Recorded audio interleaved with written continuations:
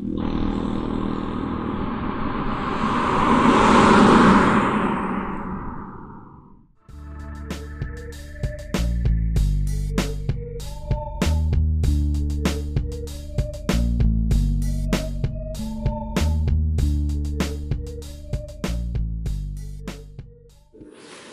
da questão pessoal, acho que é uma coisa que não é muito simples, não é muito fácil, né? É uma questão mais complicada, assim, eu diria, né? Até porque eu não sou uma, digamos assim, uma bicha tão pavona, assim, né? Então, tem pessoas que adoram, né? Falar de si, só fazem isso, só falam de si, né? Mas eu não é muito meu estilo. Mas eu acho que assim, eu vou contar um pouco da minha história pessoal, existencial, desde que eu me reconheço, que eu consigo me dar conta da minha existência, né? E a partir daí, algumas coisas assim, que eu acho mais importantes assim, na minha trajetória. Né? Eu tenho 53 anos, nasci em 62, em Nonoai, numa cidade bem pequena, do interior, do norte gaúcho. Fui criado numa família com 8 irmãos, toda aquela função, aquela confusão assim, e tal. Nada muito controle social rígido assim, por parte dos pais, assim, de sempre teve... Porque até que eram muitos filhos, assim, naquela época não existia tantas preocupações assim, e tal, né? E na minha infância, eu diria, eu já comecei a me perceber essa coisa da sexualidade, uma questão importante assim, né, na vida. Não é uma coisa que eu, como dizem algumas teses da psicologia, na adolescência, que as pessoas vão perceber e se achar e se encontrar. Eu acho que essa é uma questão individual e que pode se dar com 4, 5, 6, 18, 15, bom, não tem uma idade, né, mas eu com 5, 6, 7 anos eu já me percebia assim, já tinha um foco, assim, sabe, em termos de onde me orientar, o que me dava, o que me atraía. E essa foi uma questão que, claro, fui levando para mim de uma forma privada, não tinha como, né? Mas vivia assim, por isso que até eu falei que algumas coisas não vou poder contar, não que fosse uma coisa que fosse nula a minha sexualidade enquanto eu era criança, adolescente e tal, né? Algumas coisas aconteciam, é evidente, né? As experiências aconteciam. Mas quando eu comecei a ter uns 12, 11, 12, 13 anos, eu sempre fui uma pessoa, uma adolescente muito incomodado, assim, muito incomodado com tudo, assim, com as coisas da cidade, tudo, assim, sempre era uma pessoa que estava querendo sempre saber as coisas, fazer as coisas, me meter, discutir e tal, né? Estudando, participava de tudo na escola, sabe, não era um adolescente, porque as da minha sexualidade eu me restringi, me isolei. Ou como muitos dizem, eu me concentrei nos estudos, por exemplo, canalizei toda a energia nos estudos, ou na arte, naquela coisa, ou alguma coisa. Não, eu sempre participei de tudo, então eu tinha vários amigos guris, do futebol, da bolita, de pescar, de roubar fruta, e sempre tive uma convivência assim, muito múltipla, assim, né? Jogava futebol desde criança, e outros esportes também, sempre gostei de esporte. E na adolescência mantinha todas essas atividades, mas me preocupar mais com as questões, por exemplo, participar das coisas que aconteciam na cidade. Por exemplo, carnaval, ajudar a organizar o clube, participar, fazer bloco de carnaval, na escola, arrumar dinheiro para fazer excursão, rifa, tudo que acontecia eu participava, assim, sabe, sempre atividades. Ia na igreja até, mais ou menos, até os 14, 15 anos, que eu disse, não vou mais na igreja porque senão eu já rompi assim com a igreja bem rapidamente, assim, sabe? Foi bem, eu tinha 15 anos, já não entro mais na igreja. Agora só entro na igreja realmente em situações de velório, assim, tal. Então eu sempre fui uma pessoa muito incomodada, assim, sempre pensando para longe, para fora da cidade, porque naquela época, assim, tu vivendo numa cidade do interior não é como hoje. Hoje está tudo conectado. Hoje acontece uma coisa em Porto Alegre, acontece lá. Naquela época não, as coisas aconteciam no centro do país ou em Porto Alegre, lá só chegava 6 meses, um ano depois. Não existia nem ligação asfáltica, por exemplo, naquela época a gente era criança, era só, sabe? Então quando nós ia com meu pai e com a minha mãe viajar, eu tinha parentes em Passo Fundo, ir para Passo Fundo era uma cidade grande, isso em 75, 74, era, sabe, em Predestinha era uma cidade grande. Não existia piscina, não existia nada dessas coisas, tinha um clube e tal, né? E vivi naquelas cidades, com os amigos lá, tomando cerveja na adolescência, lá, comendo cachorro-quente, na volta da praça, brincando, andando de bicicleta, jogando bola, brigando, discutindo, na família também com os irmãos, assim, imagine 8 irmãos, toda aquela função. E nessa fase da adolescência, essa coisa da sexualidade foi ficando muito recalcada, porque não tinha como naquele espaço, naquela realidade, tu conseguia exercitar, e eu não tinha também uma estrutura para conseguir enfrentar toda essa situação, né? Com 14 anos eu roubei, sou gay e tal, até porque, né, não é como hoje e tal, era bem, mas era um tema muito mais marginal, não se falava sobre isso, entendeu? O que a gente via na televisão, ouvia as coisas, que era de uma forma bem diferente do que é hoje, as referências eram outras, e não havia um espaço para se discutir isso. Em 84 já fiz o segundo grau, já tinha acabado o segundo grau, e eu já disse, não vou estudar mais, estudar é um saco, é uma coisa chata, não quero mais estudar. E fiquei uns 2, 3 anos só sem estudar. Trabalhava na casa dos meus pais, porque meu pai tinha uma fábrica de calçados e uma loja. E eu desde os 13 anos trabalhava, já sabia fazer, sei fazer sapato, sei fazer sandália, fazia até para mim. Meu pai sempre foi político do PP, da direita, foi vereador por umas 3, 4 vezes, foi vice-prefeito, foi presidente da Lions Club. Eu lembro uma vez quando ele foi presidente da Lions Club, nós estivemos fazendo coral, eu e meus irmãos. Sabe aqueles coral, cada um diz uma coisa horrorosa, assim. Então, participava, sempre, a política sempre foi muito presente, né? Porque meus pais sempre estavam muito. Então, eu me criei vendo meu pai dando dinheiro para as pessoas que vinham pedir, os eleitores, aquelas pessoas que vinham do interior, gastavam tudo dinheiro em bebida, daí não tinha dinheiro para passagem. Seu Ludovico, o nome do meu pai. Consegue 5 pila, 10 pila? Nem, era cruzeiro naquela época e tal. E aí ele dava o dinheiro, né? Aquela coisa da política tradicional, né? Aquela função. E eu também, com 12, 13 anos, eu já era muito autônomo, assim. Por exemplo, eu pegava dinheiro do caixa, que tinha um caixa daquelas de madeira, assim, não era caixa eletrônica, abria ali, tinha dinheiro, eu pegava uma grana e me mandava para Chapecó, por exemplo, para comprar roupa, para cortar o cabelo, para comer X. Eu já ia sozinho, não queria nem saber, entendeu? Com 15 anos, 16, eu fui para Porto Alegre sozinho ver jogo de futebol. Peguei o ônibus, fiquei a noite inteira e vim. Então eu tinha, sabe, fui muito uma autonomia bem grande, assim, muito incomodado nesse sentido. E aí aí acabei o segundo grau e tal, fiquei lá jogando futebol, mais só me divertindo e trabalhando em casa. Daí em 84, uma irmã minha foi morar lá, casou com desses fazendeiros de soja, que esse cara produtor de soja foi para o Mato Grosso. E aí ela me contou, não quero morar junto, fui para Campo Grande daí. Aí houve uma mudança. Porque daí fui para Campo Grande, uma cidade grande, já uma outra possibilidade, uma outra relação. Digo, vou fazer cursinho aqui, comecei a fazer um cursinho pré-vestibular, vou estudar. E aí começou essa coisa da sexualidade, porque lá já era uma cidade maior, já tinha aquelas pegação de praça, as bichas pegando na praça, tinha aquelas bichas que tu via bafona na rua, tinha aqueles bar que eu ia, né, ia para as festas, aí tinha sempre aquelas bichas que ficavam dançando, assim, as mais exóticas. Então eu já comecei nessa função, já comecei a me antenar e me atinar para a questão, né, de começar a curtir mesmo essas histórias. Aí fiquei um ano lá, aí voltei e em 85 vim para Porto Alegre.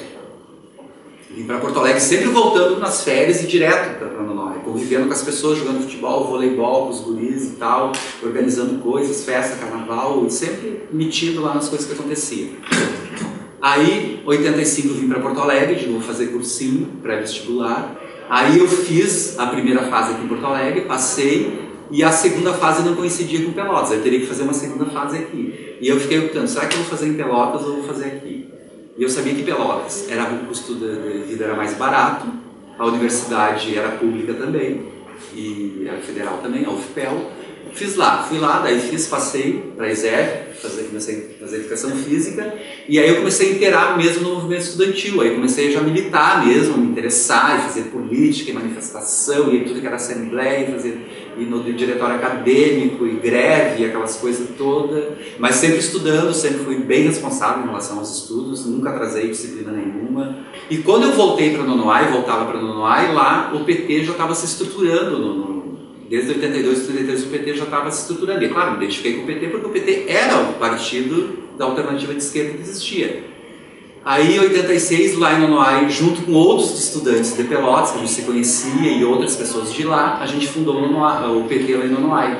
E aí houve uma repercussão muito grande, assim, sabe? Porque, claro, o PT era muito marginalizado naquela época. Era um partido, assim, que era bandido, era partido de sequestrador, era partido de maconheiro, de cabeludo, de anarquista, sabe, de drogado. Era um partido porque quando surgiu o PT no Brasil, a mídia fez uma campanha muito forte para o que hoje acontece, sabe, mas hoje até tem algumas justificativas, digamos assim, mas naquela época era uma questão de preconceito mesmo, porque viram que o PT estava se estruturando de uma forma bem forte, né, e tinha um outro projeto político.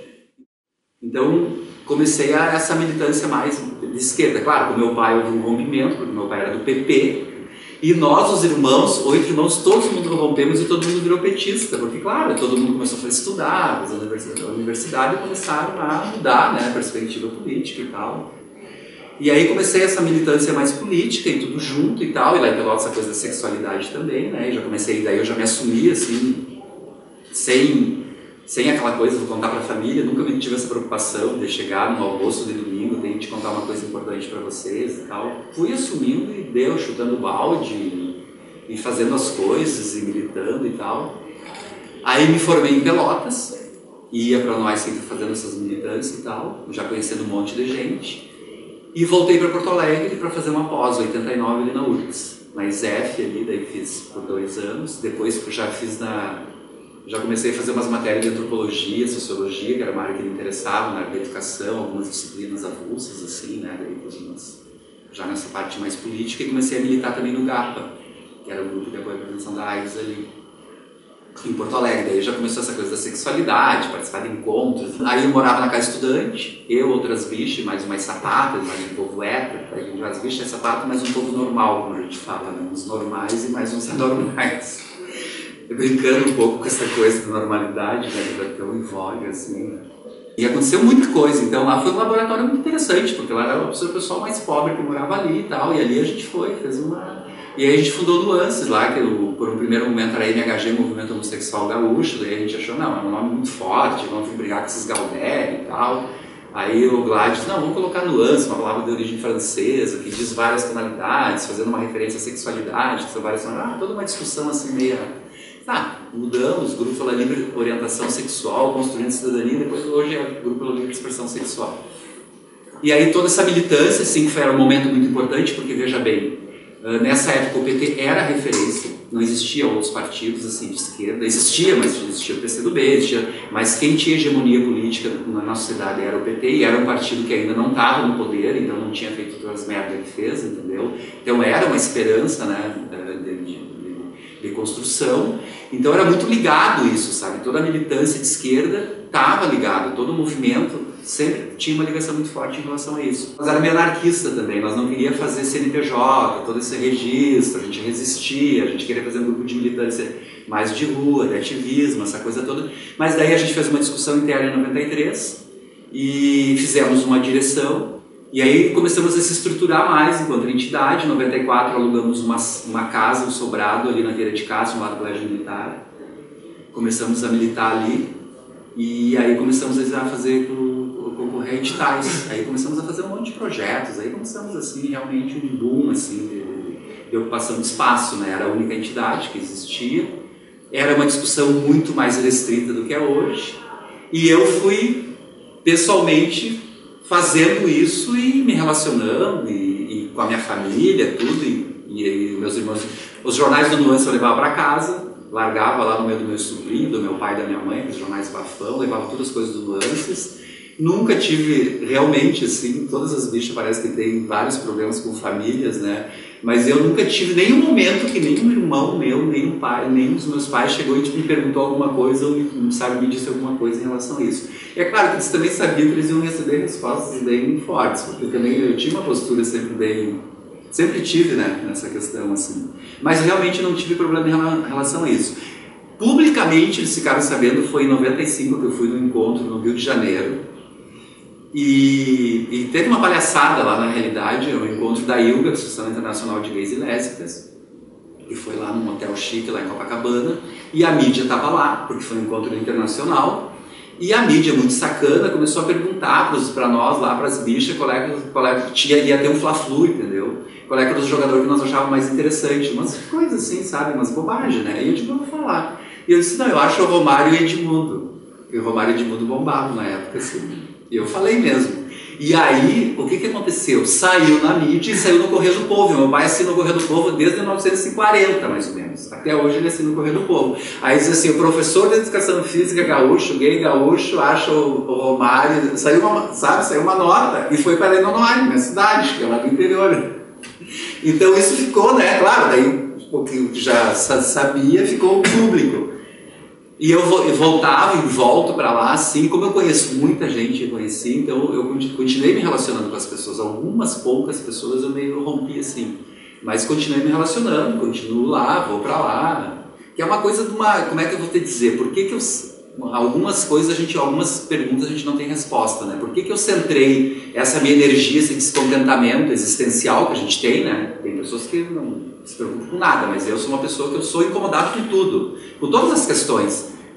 De morador de rua, já militei na Comissão de Direitos Humanos da Assembleia, então essa coisa da fase, já acompanhei muito essa questão da violência em presídios, em adolescentes, é uma coisa que também me indigna muito, essas questões, de todas as pessoas que estão, né, na periferia de alguma forma, a questão dos negros, a questão das mulheres, todas essas questões elas são... Mas por que que eu me centrei nisso, assim? Talvez assim, porque realmente... por uma questão pessoal de ser gay, mas nunca ficou restrito a minha militância, assim, a minha incomodação em relação a isso. É uma questão muito mais ampla. Eu, por exemplo, hoje, se eu tivesse que fazer uma opção e resolver a questão das bichas, ou resolver a questão dos pobres no país, eu ia resolver a questão dos pobres no país e não das bichas, entendeu?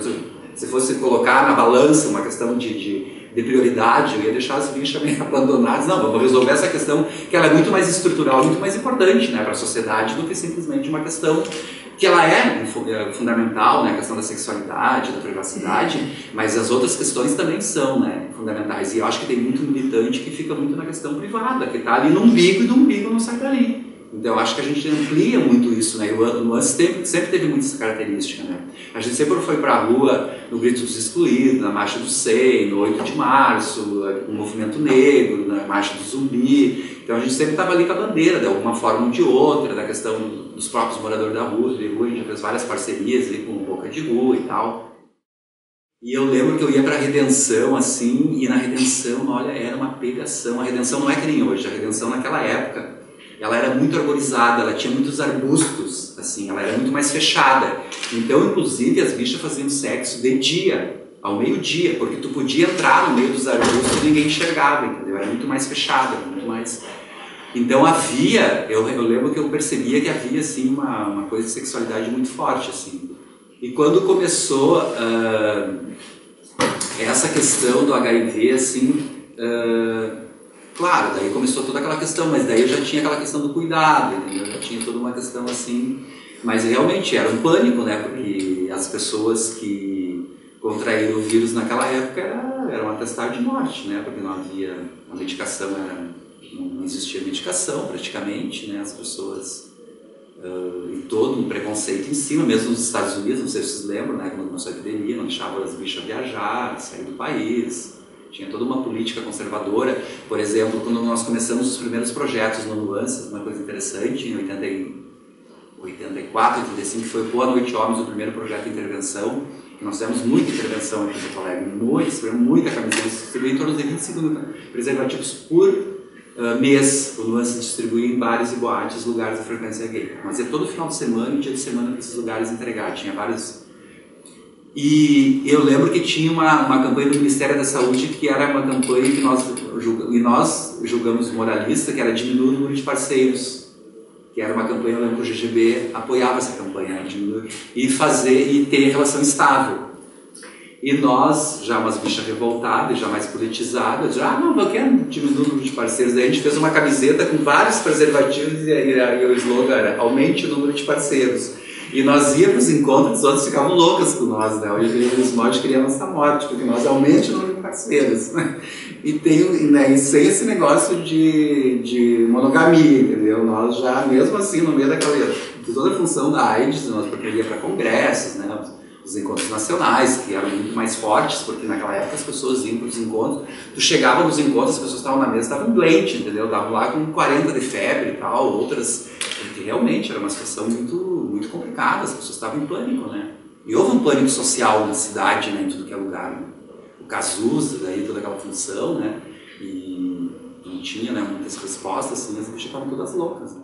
Eu acho que na minha adolescência e infância essa questão do esporte e tal, tá sempre nesse universo masculino e feminino, mas mais no universo masculino, porque tá, claro, eu dava com as gurias também e tal, mas eu acho que com certeza foi uma coisa, nesse sentido foi uma, digamos assim, evitou talvez que eu sofresse mais preconceitos, entendeu? acho que evitou, porque como tu falou, no Brasil o futebol e o esporte ele está associado a uma mais masculinidade e tal, né? Então acho que isso realmente teve uma repercussão assim que acho que eu tenho essa consciência, assim, sabe? Se eu fosse um gay, digamos assim, uma travesti, uma transexual, seria outra história de vida, seria um outro processo, né? Ou um gênero, um pouco que eu ficasse muito mais restrito, não ficasse, sabe, num ambiente muito mais do campo do feminino, com certeza ia sofrer muito mais restrições. Poderia ter da própria família, talvez, entendeu? Né, mas cada um tem, até porque eu percebia que tinha outros gays lá, crianças e tal, e aí eu já percebia que tinha uma outra lógica e um outro tratamento com eles. Quando eu comecei a dar aula, eu dei aula 4 anos no estado, eu fiz 2 concursos públicos para professor e passei os 2 e comecei a trabalhar, daí dei aula em Cachoeirinha, numa escola estadual, e em Guaíba, no Guajuviras. E 2 escolas de periferia, de Guajuviras super pobre, assim, nossa, bem assim, era horrível chegar lá, aquelas crianças, na hora que batia a sineta, elas saíam correndo para comer a merenda, assim, era um desespero, sabe, fome mesmo, era uma coisa que tu ficava apavorado de ver aquela comida horrorosa também, aquela polenta, aquelas coisas mal feitas, né. Hoje em dia parece que está um pouco melhor essa questão da alimentação nas escolas, então era uma coisa assim, realmente bem, imagina, Matias Velho, né, ainda era bem mais pobre e tal. E em Cachoeirinha, que eu dei 4 anos aula, 4 anos e 8 meses, eu tive uma experiência porque eu já era militante do Nuance. Então as pessoas me viam na televisão, os outros professores, alguns conversavam comigo, outros silenciavam. Alguns alunos, professor, te vi na passeata gay. Eu disse, era eu mesmo, eu já dizia na hora, para eles, isso na aula de educação física. Um dia eu cheguei, inclusive, com um moletom que estava cheirando maconha, eu não me percebi, eu acho que guardei E um aluno bem malandro, né, os guris espertos, professor, mas que cheiro de maconha. Eu fazendo a chamada em pé, entendeu? Eles tudo na frente, professor de educação física, né, então... Aí eu tive que se conversar, né, o guri esperto, né, não botar numa saia justa. Teria malandro. E na aula, eu dava aula em dupla com uma professora, uma mulher de educação física. Então na aula tinha essas coisas, essas brincadeiras, evidente e tal, mas eu interferia nesse sentido, porque claro, eu já era militante e tal, e eu não estava preocupado com a direção, com a opinião da direção da escola, eu não estava nem aí, era uma coisa que eu já estava mais do que resolvida. Mas o que acontecia? Por exemplo, tinha um guri na minha turma que ele era bem feminino, e ele adorava ficar com as gurias, penteando o cabelo das gurias e tal, né, a bicha toda, né, toda, né, no campo do feminino. E essa minha colega professora, mas sério, tu não vai chamar ele para aula? Ela me cobrava, ela mulher, me cobrava. Eu digo, não, deixa ele com as gurias. Porque eu sabia que eu ia criar uma violência pro guri, entendeu? Eu tinha consciência que se eu chamasse e obrigasse ele, eu ia estar criando uma violência, então deixa ele lá, entendeu? Porque assim, ó, nesse espaço, não tem como tu resolver essas micro, assim, porque tu tá com 40, 50 na tua volta. Entendeu? Não tem como o que eu podia era o mínimo. O que aconteceu? Esse guri, ele acabou no SOI, por essa questão da sexualidade dele. E a mulher do SOI era uma evangélica, uma desgraçada evangélica. Ou seja, os guris que discriminavam ele não foram pro SOI e ele era o problema, porque o problema é a bicha, né? Não é quem discrimina, essa é a discussão, né? Da campo da educação, né? O problema está em quem é a vítima, na realidade, que é o problema. Eu digo, não, gente, não tem que levar ele pro SOI, porque, sabe, leva os outros pro SOI, então, por que vai levar pro SOI e criar mais um problema na cabeça do guri? Aí comecei a brigar lá com a direção e tal, uns me odiavam, né, os professores machistas e tal, mas eu não estava nem aí e tal, nessa época. Então eu tive uma experiência nesse sentido, trabalhava com educação física, falava muitas coisas com eles e tal, mas essa coisa da sexualidade eu também deixava muito solto, porque eu também acho que não pode ser uma coisa muito repressora. Tinha as gurias, os guris ficavam mexendo com as gurias, passando a mão, a gente educação física que corre pra cá e corre pra lá e passa a mão na guria, diz, professora, aquele diabinho tá me passando a mão, eu digo, vai lá, pega nos cabelos desse guria, não fica, sabe, fazer não ia fazer daquilo uma tragédia, sabe, uma coisa assim. Então foi uma experiência que realmente foi importante nesse sentido, assim, né, mas daí eu saí, porque eu ganhava muito mal, eu levantava às 6 da manhã, pegava um ônibus, ia até eu pegar 2 ônibus, depois caminhava mais, depois eu saía de Cachoeirinha para Canoas, um outro ônibus horroroso para dar aula de tarde em Canoas. Chegava no final do mês eu não tinha um pila, porque se ganhava muito mal na época do Neuza Canabarro e do Colares, que era o governador. Aí teve o PDV, que é o Plano de Demissão Voluntária. Eu entrei, eles não aceitaram, porque tinha falta de professor de educação física. Aí eu fui lá na secretaria, na SEC, olha, estou me exonerando das 2 matrículas. Me exonerei por conta, saí sem ganhar nada do Estado, saí com um pé na frente e outro atrás. Alguns professores ficaram putos comigo, porque eles acharam que Tipo assim, eu estava desprestigiando, né, uma coisa que eles estão investindo, uma carreira profissional, né, mas eu digo, não vou começar, vou ficar só militando. Daí eu fiquei só militando no Nuance e vivia através de projetos. Ganhava lá 800 por mês, 1.200, 700, 500, aquela função, e essa foi a minha história e tal. Então aí surgiu a igualdade, e aí depois em 2000, 2001 surgiu o Somos, daí surgiu Outra Visão, porque quando nós começamos a parada em 97 tinha 150 pessoas. E era assim, as bichas safadas, claro, né? Tinha toda essa questão da visibilidade que ainda não está muito resolvida, né? Hoje todo mundo, vou dizer, uma grande parte aparece, não tem problema da entrevista, de participar e aparecer na televisão e tal. Mas era muito diferente naquela época, né? Até eu falo, quando nós iniciamos o Nuances em Porto Alegre, tinha 2 pessoas que iam na mídia dizer eu sou gay, eu sou viado, eu sou travesti, entendeu? As pessoas não tinham coragem de chegar lá na frente e dizer, eu sou isso, entendeu? Hoje é uma coisa muito mais tranquila, né? E acontece isso. Então, quando começou, a gente não pensava que a parada ia dar um boom e ia ter essa visibilidade, entendeu? E as pessoas iam romper com o armário realmente. Mas claro que esse é um processo que não aconteceu só aqui, aconteceu um processo que foi acontecendo no Brasil todo, né? As pessoas foram se mobilizando, a democratização, os movimentos sociais, o surgimento, as pessoas começaram... E aí começou a bombar, que a gente se diz, e eu acho que muitos grupos surgiram em decorrência disso também, né? Por essa questão política mesmo do interesse, e também de ver que ali tem também um movimento, né? Que tem gente, que tem povo, né? E começou a surgir, depois isso vem, né? Esse processo é uma discussão, né? E quando nós surgimos em 91, 92, e nós começamos a fazer articulações, por exemplo, o Marcos Rolim era vereador, o Antônio Rolfit, que hoje é do PSDB, ele era vereador do PT, o Mota, o João Mota, que hoje ocupa um cargo lá dentro do partido, era vereador do PT.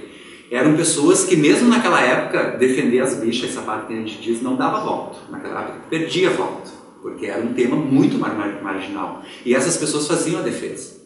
O Fortunati era vereador do PT, e eu lembro de ir para a televisão e estar em debates assim, que os caras estavam nos detonando, dando-lhe pau, assim, aqueles, por exemplo, padres da PUC. Já fui em vários debates com padres que hoje são bispos. O bispo que é de Niterói hoje já fui várias vezes em debate, e com umas posições bem fascistas, assim, bem conservadoras, entendeu? E posições ideológicas, não é um Marcos Feliciano que fica, Deus leu a Bíblia, aquelas coisas, não, umas posições com mais um cunho ideológico. E o próprio Fortunati, que agora é evangélico, não sei qual é a posição dele, defendia, fazia defesa e tal, mas isso em 90 e poucos, entendeu? Isso em 90 e poucos. Então havia um cenário maior, mas ao mesmo tempo, só para ter uma ideia, quando eu morava na casa estudante, e toda sexta-feira saía uma passeata da frente da sede do PT, da Frente Popular, que se chamava, ia para o centro da cidade, era uma coisa tradicional. Quando eu comecei a pegar essa bandeira e ir na passeata, eu lembro que vários militantes de esquerda olhavam de cara torta. Por que essa bicha tá com essa bandeira, entendeu? Porque era uma coisa assim, e poucas pessoas sabiam o que era a bandeira. Andava no centro da cidade, os taxistas mostravam, mas que bandeira é aquela e tal. É a bandeira das bichas, dos viados. Eu já falava assim quando eu saí. Porque as pessoas não sabiam o que significavam as cores da bandeira. Hoje todo mundo sabe, né? Então tinha um cenário que na prefeitura favorecia. No Estado, não. No Estado sempre foi uma coisa muito difícil, muito complicada. Na época do Colares, depois na época do Brito. Quando entrou o Olívio, mudou tudo. Realmente aí houve uma abertura. Até nós temos fotos com várias bandeiras lá dentro do palácio, nas sacadas do Palácio Piratini. Nós aprovamos um projeto de lei, uma lei estadual 1872 em 2002, quando ele era governador. O projeto que foi criado era um projeto de capacitação para toda a área da segurança pública, agentes penitenciários, policiais civis, militares e tal, onde se colocou um tema, fazia parte da grade de formação, não era atividades extracurriculares, tinha chamada, fazia parte da grade, o movimento de prostituta de mulheres, nós do movimento das bichas, eu e a Marcele ia nas aulas, e o Glad também, e o movimento hip hop, e o movimento negro. Então fazia parte, nós íamos nos quartéis aí de Porto Alegre, fomos em vários e tal, e havia a disciplina, entendeu? As disciplinas, nós ia lá, imagina, eu e a Marcele fazendo chamada dos blocos, os caras todos milicos lá, nós fazendo chamada. E até deu um bafo que a Marcele moveu um processo contra o sindicato dos policiais civis, né? Porque eles não se conformaram, né? Tipo assim, um traveco, que nem se fala, dando aula para nós. né? Eles acharam aquilo um absurdo e publicaram no jornal deles, da categoria, com esses termos pejorativos. E ela entrou com uma ação, com um processo, e ela ganhou na justiça o processo deles. Foi bem interessante. Mas houve uma visibilidade e um empoderamento muito grande nosso. E no Brasil, juntamente a essa questão do PT ter tomado o poder, queira ou não, isso é, a direita não admite que pobre seja gente nesse país. É um preconceito de classe que está acima da questão de nós bicha. Há um preconceito, porque essa elite do Brasil é uma elite medíocre de burra, tacanha, que ficou rica sempre sugando o Estado, não foi trabalhando com seus méritos, sempre foi roubando do Estado. E quando eles viram que entrou outro partido que, além de roubar também, que o PT também roubou, mas o PT olhou lá, vamos fazer o ProUni, cotas, vamos, Minha Casa Minha Vida, vamos isso.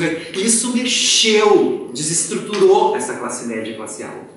Porque eles sempre acharam que o que eles têm, esse status, foi por mérito próprio. Quando eles veem que outras pessoas chegam e tão próximos dele... E é verdade essa coisa, assim, que hoje já virou uma piada. Eles não querem ver pobre em aeroporto. O aeroporto sempre foi para o limite, para o Varig. Isso mexeu, isso criou com essa coisa da rede social, juntamente a isso, com essa questão fundamentalista, da direita, do conservadorismo, da religião.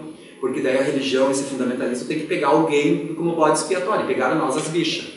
Resolveu pegar em cima dessa ideia da normalidade, que Deus fez o homem e a mulher, mas Deus fez o diabo, fez o demônio, fez as bichas, fez o sapato, fez tudo, Deus fez tudo. Ou não fez nada, até porque acreditar em Deus também é o entendimento é uma lesação total, né? Acreditar que foi Deus que fez tudo, assim, é uma burrice, né? Mas tudo bem, né? As pessoas têm jeito de ser burra também, né? Tem que defender isso também.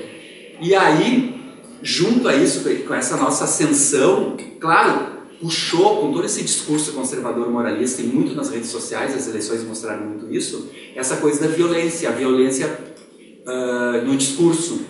Porque aí é que tá, tipo assim, os pobres são bafão, mas na rede social a classe média começou a ser violenta. Ou seja, é uma violência que ela sai do limite, né? Já tem gente escrevendo sobre isso, né? Que ela vai criando um caldo e ela vai para a violência física. Esses caras do Van Hatten, esses pentelhos ali da extrema-direita ali, desse cara aí, que agora é deputado estadual, eles são pela violência, né? Então é mais ou menos isso, assim, a minha trajetória política, assim, algumas pessoas chegaram meio atrasadas, eu falei um pouco mais da minha infância, sou de Nonoai, uma cidade do interior, 8 irmãos, uma família grande, sem muito controle, assim, estudei, não gostava muito de estudar, brigava com os professores para sair da aula para jogar futebol de noite, assim, no ginásio de esporte, muitas vezes, meio de forma, sabe, não era uma... E rodei na 7ª série, eu acho. Parece que eu rodei na 10ª, se eu não lembro bem, mas parece que eu rodei na 7ª série. Então era sempre, não foi tipo uma bicha assim que se acomodou, sabe, uma bicha que, não, eu era muito ativo, assim, muito...